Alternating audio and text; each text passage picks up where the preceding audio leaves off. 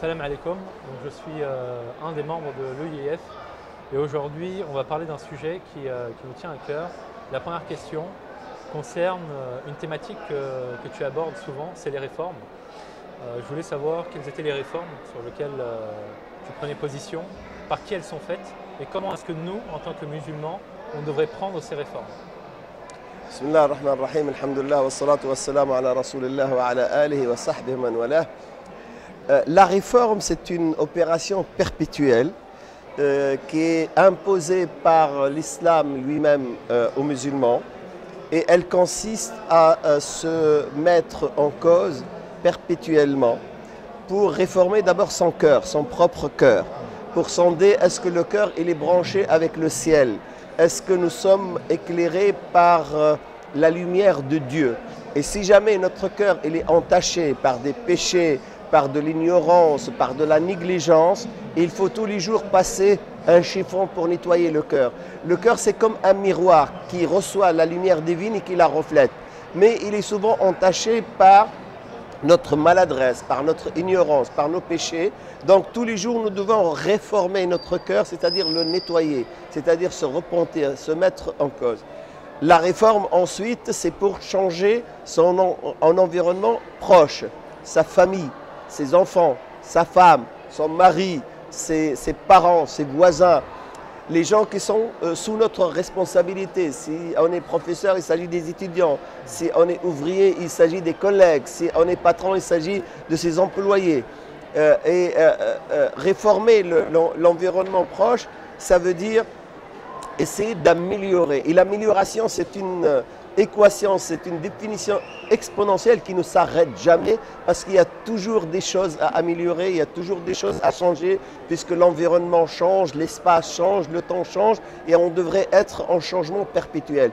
Et d'ailleurs, c'est cette réforme-là qui est la dynamique de l'islam, qui donne cette vivacité du musulman, qui donne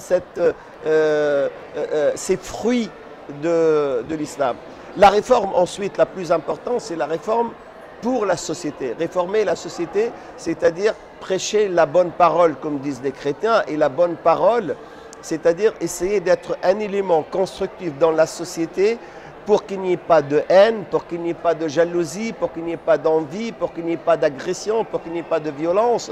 Donc, toute chose qui peut menacer l'équilibre, qui peut menacer la paix, qui peut menacer la sérénité, la stabilité de la société devrait être changée au profit de la paix, au profit du bien. Donc c'est une réforme tout azimut en réalité. Mais il y a une réforme ou une responsabilité de réforme vis-à-vis de la compréhension du texte dogmatique lui-même. Et les textes dogmatiques, il y a des textes immuables, fondamentaux, qui ne changent pas parce qu'ils sont explicites et parce qu'ils transcendent le temps et l'espace. Ces textes-là sont limités. Ils sont très clairs, ils ne sont pas mis en cause. Mais la majorité des textes, ce sont des textes qui ont été révélés dans des contextes. Quand le contexte change, il faudrait adapter le texte au nouveau contexte. Donc il faut une nouvelle grille de lecture, il faut une nouvelle approche des textes dogmatiques, une nouvelle approche de l'application de ces textes. Et le plus important dans tout ça, c'est que le statut du musulman dans une société non musulmane diffère du statut de musulman dans une société musulmane. Ici, en Europe, nous sommes une minorité dans une société majoritairement non musulmane, donc on devrait adapter notre approche, notre compréhension, notre application, notre pratique même de la religion pour qu'elle respecte les textes fondamentaux immuables, mais on peut adapter les textes secondaires qui sont liés au contexte. Ça, c'est une réforme intellectuelle, dogmatique, continuelle. Alors ma question, vous parliez d'avoir une nouvelle grille de lecture. Comment savoir que notre grille de lecture est la bonne ou pas? Oui, parce que l'islam, c'est la dernière religion que Dieu a instaurée et que Dieu a acceptée. Et il ne nous a pas laissé désarmer. Dieu nous a donné des outils pour mesurer, pour tester, pour savoir. Et ces outils, ce sont justement ces textes fondamentaux. C'est ce qu'on appelle la finalité de la religion, maqasid al-sharia. Quand le prophète sallallahu alayhi wa sallam demande à ses compagnons d'utiliser le siwak pour se brosser les dents, Si on cherche la finalité c'est pour avoir une hygiène des dents, dentaires, une hygiène buccale pour la bouche. Donc si j'utilise du dentifrice, une fourchette, si je vais régulièrement chez le dentiste, si j'utilise un gel, j'arrive à réaliser la finalité. Si je reste figé avec le texte, il faudrait que j'importe de l'Arabie Saoudite des branches de siwak et que je reste avec ça. Donc, qui va adapter le texte? C'est la finalité. Et les finalités de l'islam, nous le connaissons. L'islam cherche toujours à appliquer, à réaliser l'intérêt de l'individu et l'intérêt du groupe. Donc, nous avons des outils qui sont clairs, qui sont mesurables, qui nous disent quelle est la bonne lecture, quelle est la bonne grille. Et souvent, les différences qu'il y a entre les musulmans, c'est parce qu'ils ont mal utilisé les outils. Quand tu es myope, tu prends un mètre, tu vas confondre les centimètres avec les millimètres, tu vas confondre les décimètres avec les centimètres. Ce n'est pas l'outil qui est défiant, mais c'est ta manière de voir qui n'est pas bonne.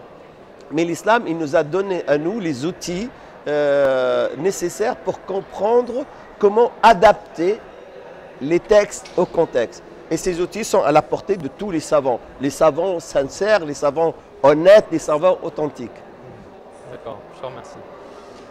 Ensuite, il y a une question par rapport à l'héritage des prophètes, Mohammed. Au fond, les musulmans, est-ce qu'ils sont pleinement conscients de cet héritage? Il devrait, parce que Allah subhanahu wa ta'ala nous parle des prophètes comme une chaîne ininterrompue, comme une construction. Chaque prophète, il a édifié une partie de l'édifice, il a construit une partie du mur. Et le prophète Mohammed sallallahu alayhi wa sallam, il n'est pas venu pour défaire cette construction, il est venu pour parfaire cette construction. D'ailleurs, il a donné lui-même l'exemple, c'est comme si on est devant une bâtisse bien faite, il manque juste la place d'une brique. Il dit, je suis cette brique pour que la construction soit parfaite. Donc les musulmans doivent prendre toute la bâtisse, tout l'édifice en entier. Et cet édifice, 124 000 prophètes et messagers ont participé à le construire. Et Allah subhanahu wa ta'ala nous a donné un échantillon des principaux prophètes. Dans le Coran, il nous a parlé de leur message. Et les messages du prophète sont de deux sortes.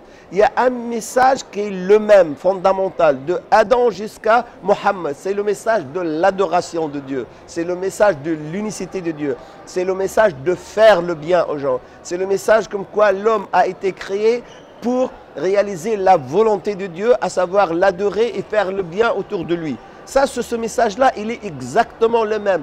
Même le vocabulaire, c'est le même depuis Adam jusqu'au prophète, c'est-à-dire sur des milliers d'années, c'est toujours le même message. Puis il y a un autre message, c'est la pratique, c'est le mode de vie, c'est comment s'habiller, comment manger, comment se marier, comment divorcer.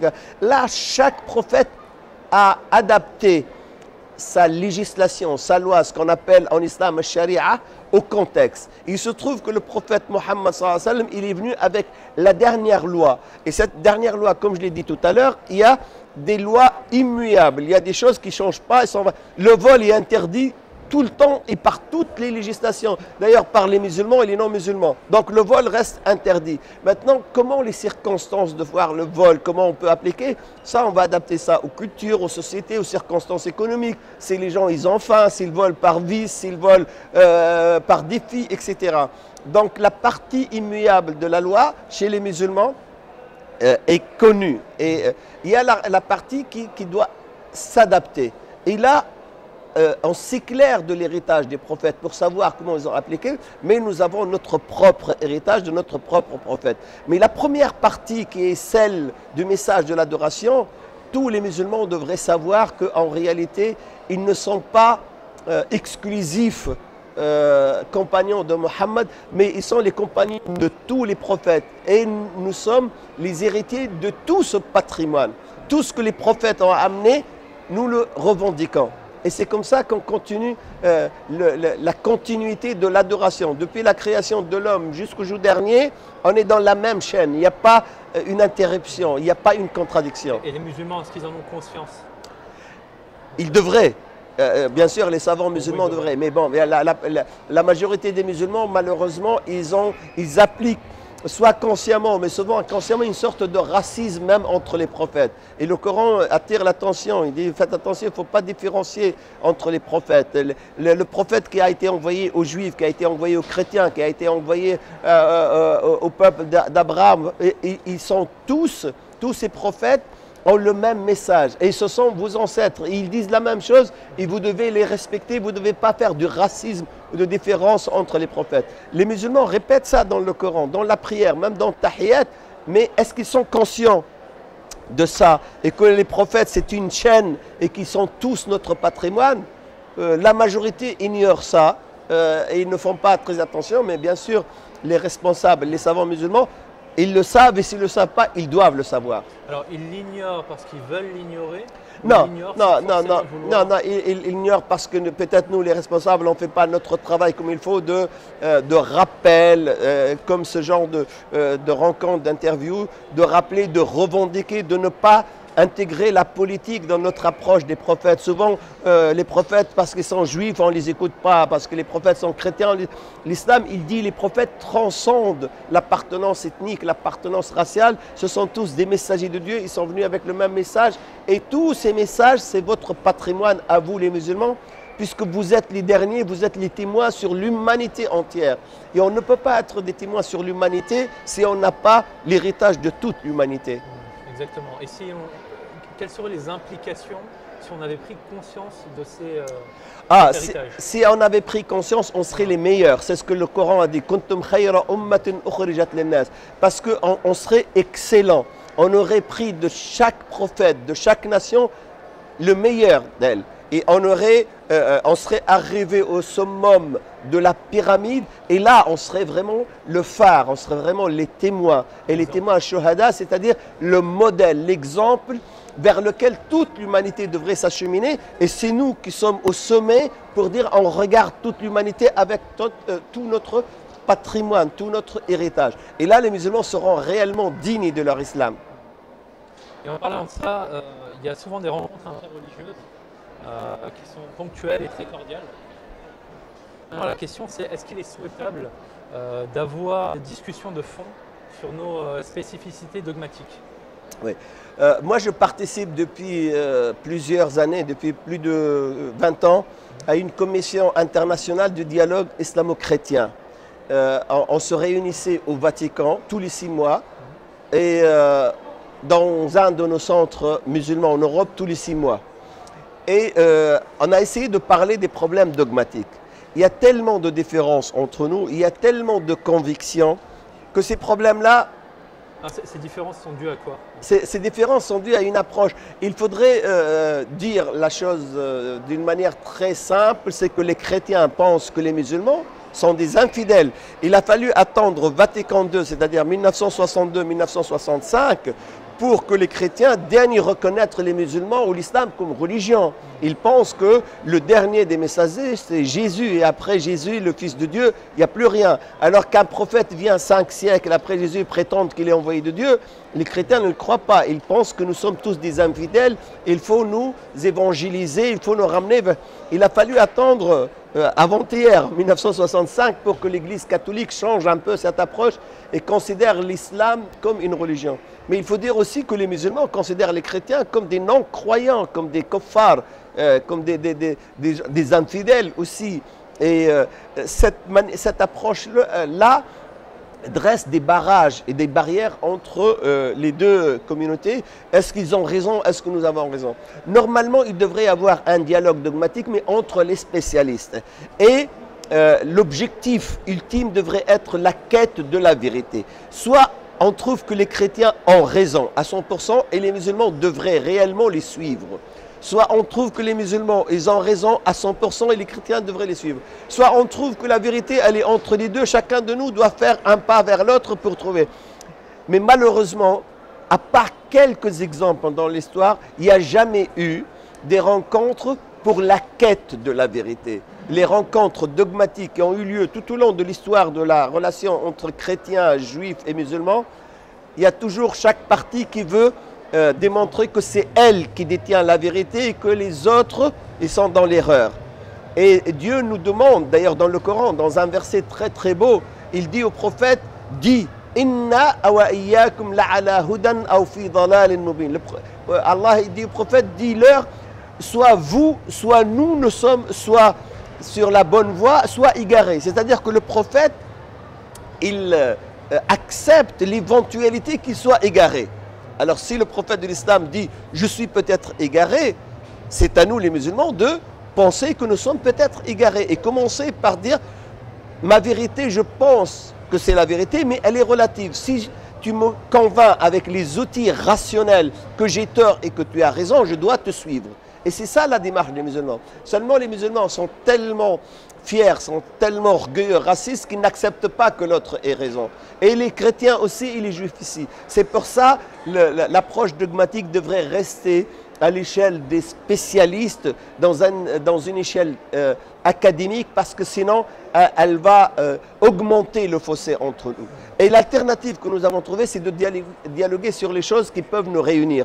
Défendre l'environnement, défendre la famille, combattre la drogue. C'est pour ça les rencontres islamo-chrétiennes essaient de trouver les choses communes qui peuvent nous rapprocher et éviter les choses dogmatiques, les laisser à quelques spécialistes. Il y en a des réunions, mais ce sont des réunions académiques qui n'ont aucune répercussion, aucune influence sur la masse des chrétiens ou la masse des musulmans. Exact.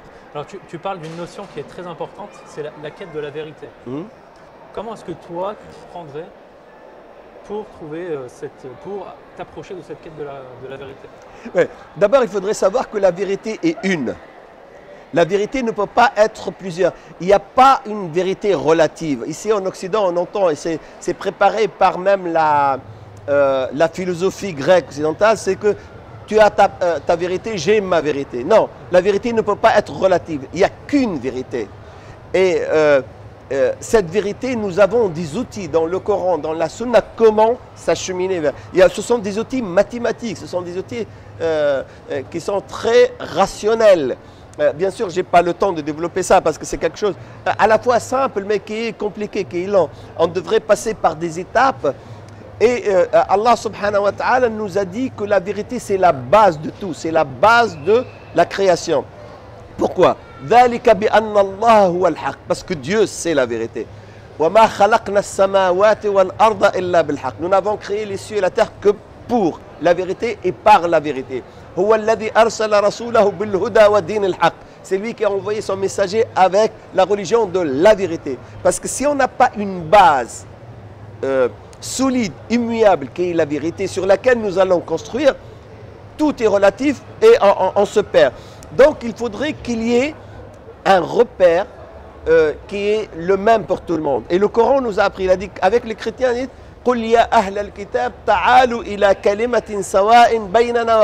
ou vous les gens de livre, les juifs et les chrétiens, on devrait se mettre d'accord sur déjà une vérité, c'est qu'il n'y a qu'un seul Dieu. Il est notre Dieu et votre Dieu. Partant de là, ça y est, on a déjà un repère. On va dire tout ce qui nous éloigne de Dieu, il nous éloigne de la vérité. Ça y est, si on a un repère sur lequel nous sommes tous d'accord, c'est une vérité, on peut après trouver les moyens, on va dire logiques, rationnels, pour s'acheminer vers cette vérité. Supposons que la vérité, c'est qu'il n'y a qu'un seul Dieu.